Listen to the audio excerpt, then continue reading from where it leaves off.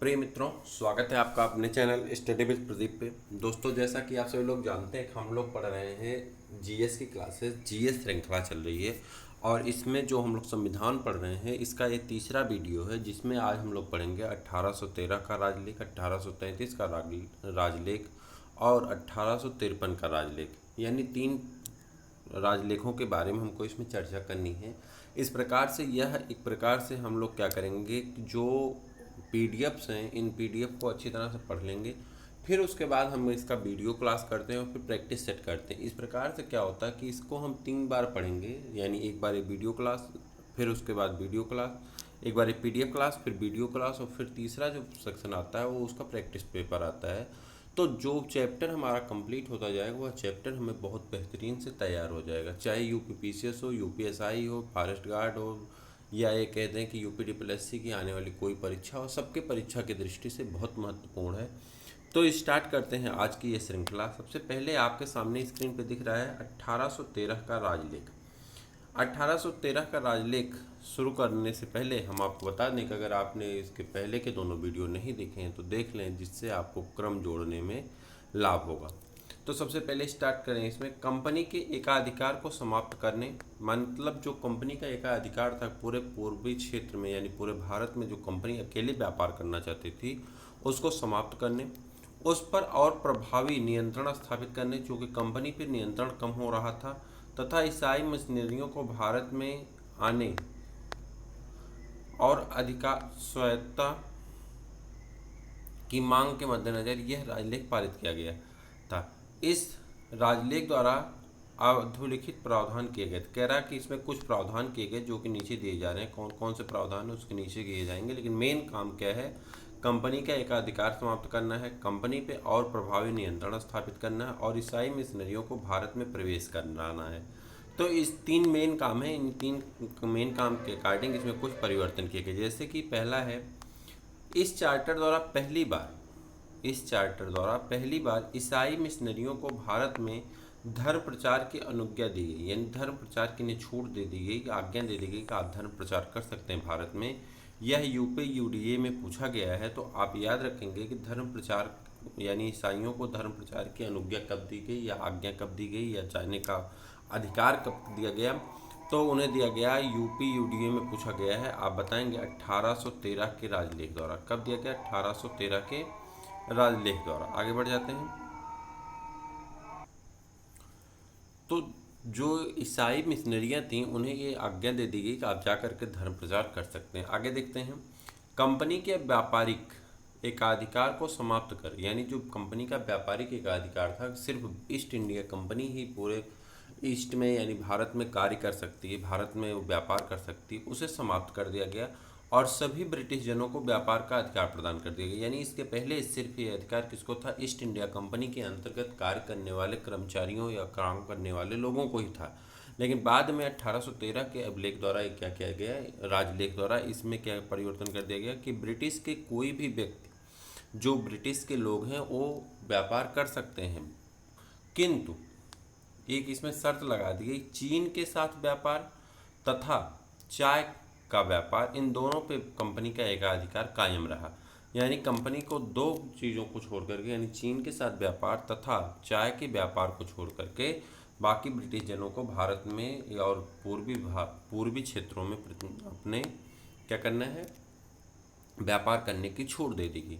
भारतीयों की शिक्षा पर प्रतिवर्ष 1 लाख रुपए खर्च करने, भारतीयों की शिक्षा पर प्रतिवर्ष 1 लाख रुपए खर्च करने का उपबंध किया गया। ये बिहार पीसीएस में पूछा गया है। तो 1 लाख रुपए खर्च करने का उपबंध कब किया गया था? तो 1813 के राजलेख द्वारा। कब किया गया था? 1813 के राजलेख के द्वारा। स्थानीय स्वायत्त शासित संस्थाओं को करारोपण का अधिकार दिया गया। कह रहा है जो स्थानीय शासक थे, स्वायत्त शासित संस्थाओं थे, उनमें करारोपण का अधिकार प्रदान कर दिया गया था। ध्यातव्य है कि इस राजलेख द्वारा कलकत्ता, मुंबई और मद्रास सरकारों द्वारा निर्मित विधियों का ब्रिटिश संसद द्वारा अनुमोदन अनिवार्य कर दिया गया। यानी जो ये अधिकार अब बनाते हैं, जो कानून विधि बनाएंगे, चाहे वो मुंबई प्रेसिडेंसी हो, चाहे वो कलकत्ता प्रेसिडेंसी हो, चाहे मद्रास प्रेसिडेंसी हो, इसे ब्रिटिश संसद द्वारा अनुमोदन अनिवार्य कर दिया गया। और ब्रिटिश सम्राट की स्वीकृति से कंपनी को गवर्नर जनरल गवर्नरों का प्रधान सेनापति की नियुक्ति का अधिकार दिया गया, यानी गवर्नर जनरलों कंपनी को गवर्नरों तथा प्रधान सेनापतियों की नियुक्ति का क्या दिया गया, अधिकार दे दिया गया। अब चलते हैं 1813 के राजलेख द्वारा। 1833 का राजलेख एक्ट, चार्टर एक्ट 1833 में चलते हैं, तो इसमें दिया गया है, देखिए 1813 के चार्टर अधिनियम के पश्चात भारत में कंपनियों के साम्राज्य में काफ़ी वृद्धि हुई, जिस पर समुचित नियंत्रण स्थापित करने के लिए ब्रिटिश संसद ने 14 में, 23 में, 29 में अधिनियम द्वारा कंपनी को कुछ अधिकार प्रदान किए, किंतु ये अधिनियम वांछित सफलता न दे सके। अतः 1833 में तीसरा चार्टर एक्ट आता है, जो कुछ प्रावधान जो हैं उसके इस प्रकार हैं, जैसे कि कंपनी का अधिकार 20 वर्षों के लिए बढ़ा दिया जाता है। 20 वर्षों के लिए कंपनी का अधिकार पुनः क्या हुआ, बढ़ा दिया गया। बंगाल के गवर्नर जनरल को संपूर्ण भारत का गवर्नर जनरल कहा जाने लगा। बंगाल के गवर्नर जनरल को संपूर्ण भारत का गवर्नर जनरल कहा जाने लगा। इस प्रकार इस राजलेख द्वारा देश की शासन प्रणाली का केंद्रीकरण कर दिया गया, यानी जो केंद्र भारत की शासन प्रणाली थी, जो अभी राज्यों तक सीमित थी, एक एक मद्रास, बिहार और बंगाल प्रेसिडेंसी तक सीमित थी, अब ये केंद्रीकृत हो गई और पूरे भारत का अधिकार जो हो गया वो किसका हो गया, तो देखिए पूरे भारत, संपूर्ण भारत पे गवर्नर जनरल का अधिकार बना दिया गया। ठीक, सपरिषद गवर्नर जनरल को पूरे भारत के लिए कानून बनाने का अधिकार प्रदान कर दिया गया, यानी जैसे आपकी केंद्र सरकार होती है उसी प्रकार से गवर्नर जनरल को पूरे भारत के लिए कानून बनाने का अधिकार दे दिया गया, किंतु नियंत्रण मंडल या कानून को अस्वीकृत कर स्वयं कानून बना सकता था। गवर्नर जनरल की परिषद द्वारा पारित कानून को अधिनियम कहा जाता था। कह रहा है गवर्नर जनरल द्वारा जो कानून पारित किए जाते थे उस कानून को क्या कहा जाता था, अधिनियम कहा जाता था। प्रश्न पूछा गया है ये भी, गवर्नर जनरल द्वारा जो कानून पारित होते थे उसे क्या कहते थे, अधिनियम कहते थे। ज्ञातव्य है कि इससे पूर्व निर्मित विधियों को क्या कहा जाता था, विनिमय कहा जाता था, विनियम कहा जाता, क्या कहा जाता था, विनियम कहा जाता था। मुंबई तथा मद्रास की परिषदों को विधि निर्माण की शक्तियों को वापस ले लिया गया। जो मुंबई और मद्रास की 1813 में ये शक्ति दी गई थी कि ये अपना विधि निर्माण कर सकते हैं, उसकी शक्ति को वापस ले लिया गया, यानी अभी विधि निर्माण नहीं कर सकते हैं। विधिक परामर्श हेतु गवर्नर जनरल की परिषद में विधि सदस्य के रूप में चौथे सदस्य को शामिल किया गया। आईएएस में पूछा गया है, उसे केवल परिषद की बैठकों में भाग लेने का अधिकार था, मतदान का नहीं। कंपनी के व्यापारिक एकाधिकार को चाय तथा चीन के साथ व्यापार से समाप्त कर दिया गया तथा कंपनी के प्रशासनिक एवं राजनीतिक दायित्व सौंपा गया। विधियों के संहिताकरण के लिए गवर्नर जनरल को आयोग गठित करने का प्रावधान दिया गया। 1834 में लॉर्ड मैकाले की अध्यक्षता में 4 सदस्यीय प्रथम विधि आयोग का गठन किया गया। ये प्रश्न पूछा जाता है, विधि आप पढ़ रहे हैं तो विधि में पूछा जाएगा कि सबसे पहले विधि आयोग का गठन कब किया गया, तो 1834 ईस्वी में लॉर्ड मैकाले की अध्यक्षता में 4 सदस्यीय प्रथम विधि आयोग का गठन किया गया। तो प्रथम विधि आयोग का गठन कब किया गया था, 1834 ईस्वी में। प्रश्न याद रखेगा या पूछ लेगा किस एक्ट द्वारा, तो आप कहेंगे 1833 के एक्ट के द्वारा। इस एक्ट के द्वारा भारत में दास प्रथा को विधि विरुद्ध घोषित कर दिया गया तथा अंततः 1843 में नियम 5 से उस पर उन्मूलन कर दिया गया। अधिनियम की धारा 87 के तहत कंपनी के अधीन सरकारी पदों के चयन में किसी भी व्यक्ति को धर्म, जात, जन्म स्थान, मूल वंश या रंग के आधार पर अयोग्य न ठहराए जाने का उपबंध किया गया। बहुत बेहतरीन धारा थी, बहुत बेहतरीन अधिनियम भी था कि 1833 का यह अधिनियम आया, जिसमें वो लोग करते क्या थे कि हिंदू मुस्लिम को बांट देते थे, फिर बांट देते थे किसमें, भारतीयों को और पश्चिमी को बांट देते, को काले गोरे में बांट देते थे। कहा गया कहाँ पे, किसी व्यक्ति को धर्म के आधार पे, जन्म स्थान के आधार पे या मूल वंश के आधार पे या रंग भेद के आधार पे अयोग्य न ठहराया जाएगा, यानी जो योग्य है, जो परीक्षा पास किया करेगा उसे नौकरी आपको देना पड़ेगा। गवर्नर जनरल की परिषद को राजस्व के संबंध में पूर्ण अधिकार प्रदान करने हेतु गवर्नर जनरल को संपूर्ण देश के लिए एक ही बजट तैयार करने का अधिकार दिया गया। इस राजलेख पर लॉर्ड मैकाले के साथ साथ उपयोगितावादी चिंतक जेरेमी बेंथम योंग, जेम्स मिल का विशेष प्रभाव पड़ा था। भारत के संविधान निर्माण का आंशिक संकेत इस चार्टर के द्वारा दिखाई पड़ रहा था। भारत में संविधान निर्माण का आंशिक संकेत 1833 के चार्टर द्वारा दिखाई पड़ रहा था। बात करते हैं 1853 के राजलेख में। 1853 का राजलेख जो चार्टर एक्ट आता है, 1853 का चार्टर अधिनियम भारतीयों द्वारा कंपनी के प्रतिक्रियावादी शासन के समाप्ति की मांग तथा गवर्नर जनरल लॉर्ड डलहौजी द्वारा कंपनी के शासन में सुधार हेतु प्रस्तुत रिपोर्ट के संदर्भ में पारित किया गया। इसके कुछ प्रावधान नीचे दिए गए हैं।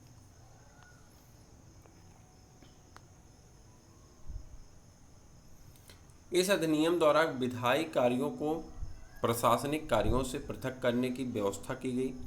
विधि निर्माण हेतु देखिए यहाँ पे प्रशासनिक कार्यों को क्या किया गया, विधायी कार्यों से अलग कर दिया गया। विधि निर्माण हेतु भारत के लिए एक अलग 12 सदस्यीय विधान परिषद की स्थापना की गई। विभिन्न क्षेत्रों व प्रांतों के प्रतिनिधियों को इसका सदस्य बनाकर सर्वप्रथम क्षेत्रीय प्रतिनिधित्व का सिद्धांत लागू किया गया। क्षेत्रीय प्रतिनिधित्व का सिद्धांत कब लागू किया गया, ये प्रश्न पूछा गया है यूपी यूडीए में, मतलब समीक्षा अधिकारी में, कि क्षेत्रीय प्रतिनिधित्व का सिद्धांत कब लागू किया गया, तो आप बताएंगे 1853 के राजलेख द्वारा। कब? 1853 के राजलेख के द्वारा। विधायी परिषद का प्रमुख कार्य देश के लिए विधि बनाना था, किंतु इस विधि को अधिनियम बनने के लिए गवर्नर जनरल की अनुमति लेना आवश्यक था। ऐसी विधियों को गवर्नर जनरल वीटो भी कर सकता था। बंगाल के प्रशासनिक कार्यों को लिए एक पृथक लेफ्टिनेंट गवर्नर नियुक्त किया गया था। विधि सदस्य को गवर्नर जनरल की परिषद का पूर्ण सदस्य बना दिया गया था। विधि सदस्य को गवर्नर जनरल की परिषद का पूर्ण सदस्य बना दिया गया था। आगे बढ़ जाएं। कंपनी के कर्मचारियों की नियुक्ति के लिए नामजदगी के स्थान पर प्रतियोगी परीक्षाओं का आधार बना गया। जैसे अभी ऊपर देखिए आप 1833 में क्या कहा गया कि 1833 में आप उन्हें जात, मूल, वंश, धर्म या स्थान, जन्म स्थान, रंग भेद के आधार पर उन्हें बहिष्कृत नहीं कर सकते, उन्हें आपको जॉब देनी पड़ेगी। अब यहाँ क्या हुआ, प्रतियोगी परीक्षा का आधार बना दिया गया, यानी कॉम्पिटिटिव एग्जाम होने लगे, जिसमें हम लोग आज भी भुगत रहे हैं और कॉम्पिटिटिव एग्जाम की ही देन है। यूपी पीसीएस में पूछा गया। ठीक है, कॉम्पिटिटिव एग्जाम आप समझ रहे हैं कितना कठिन है। 4 साल से वैकेंसी कोई नहीं हो रही, तो ये स्थिति आप समझ पा रहे होंगे। अब इसमें कुछ बताने की आवश्यकता नहीं है। ब्रिटिश संसद को किसी भी समय कंपनी के शासन को समाप्त करने का अधिकार दिया गया। कह रहा है ब्रिटिश संसद को ये अधिकार होगा, कंपनी के शासन को जब चाहे तब समाप्त कर सकता है। निदेशक मंडल के सदस्यों की संख्या 24 से कम करके 18 कर दी गई। इसमें 6 क्राउन द्वारा मनोनीत किए जाने थे। यह राजलेख भारतीय शासन के ब्रिटिश कालीन इतिहास के अंतिम चार्टर राजलेख था। उल्लेखनीय है कि इंग्लैंड में एक विधि आयोग का गठन भारतीय विधि आयोग की रिपोर्ट पर विचार करने के लिए किया गया था। क्लियर। अब बात करते हैं यहाँ पे इन्हें भी जाने, उससे पहले आपको प्रश्न करना है, तो इन्हें भी जाने पहले इन्हें देख लेते हैं।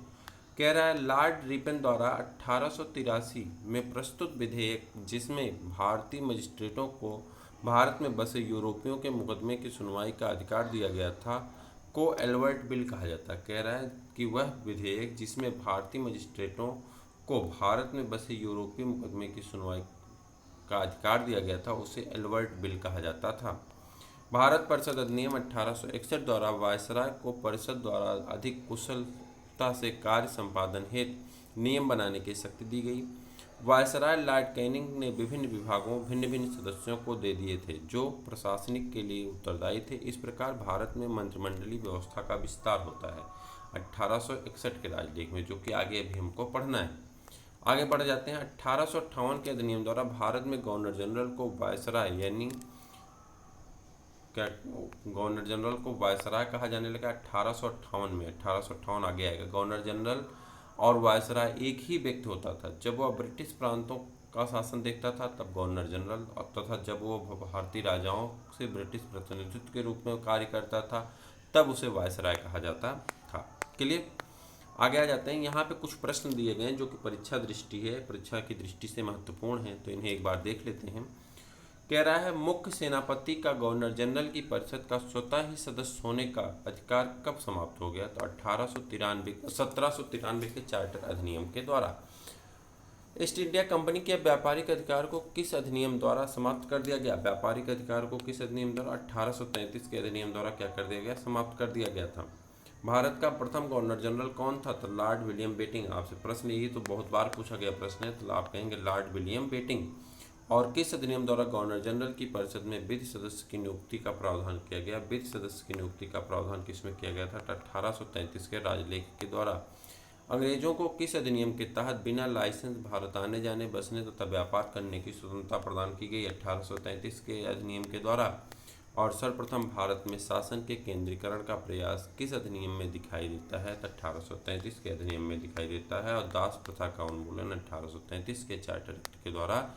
1843 ईस्वी के नियम 5 में लगा करके रोक लगा दी गई थी। तो मुझे उम्मीद है कि आज का यह वीडियो आपको पसंद आया। अब आगे हम लोग पढ़ेंगे 1858 के आगे। तो आप जानते हैं 1857 में विद्रोह होता है और 1857 में विद्रोह के बाद कंपनी का अधिकार धीरे से खत्म हो जाता है और ब्रिटिश क्राउन के हाथ में भारत चला जाता है। तो 1858 के राजलेख में क्या होता है उसके बारे में हम लोग नेक्स्ट डे चर्चा करते हैं, उसको समझते हैं। पढ़ते रहिए, अपने दोस्तों को शेयर करते रहिए। फिर हम लोग मिलते हैं किसी और वीडियो में, तब तक के लिए इजाज़त दीजिए। जय।